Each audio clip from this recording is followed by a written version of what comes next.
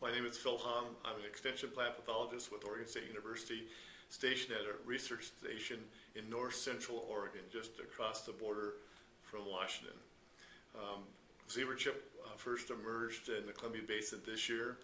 We certainly knew there was zebra chip in other places of the country. We were happy, though, not to have had to experience that until now.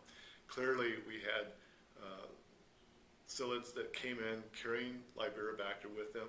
We do not believe the psyllids overwinter. We believe that the psyllids were either brought in or moved by air currents into our area. It impacted the southernmost part of the Columbia Basin. The basin grows about 170,000 acres of potatoes annually. It stretches about 100 miles from the southernmost part of where we grow potatoes to the northernmost part. And in that area, widely diversified types of potatoes grown, but nevertheless, 170,000 acres. In that southern part of the basin is where we were mostly hit. They moved north, but it was mostly hit in the southern basin. And it was probably the damage that we see up to maybe 50% in a couple fields, far less in most fields, almost none in most fields, was a lack of insecticide sprays during that period of time.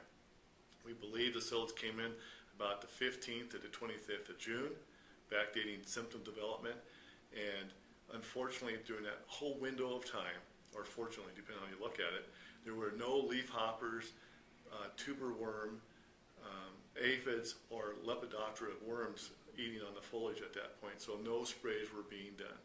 Had there been sprays being done, it would have been different, but nothing was being done following the IPM approach. And because of that, there was nothing there to kill the psyllids that were flying in. That was what was responsible by far, the reason why we had problems this year. Had there been sprays being done, targeting psyllids, our level of infection would have been far, far less. And overall, my belief is that this disease, with reasonable spray being done to control psyllids, it will not be a problem in the future. Cost growers money, but it will not be a problem for growers in the future.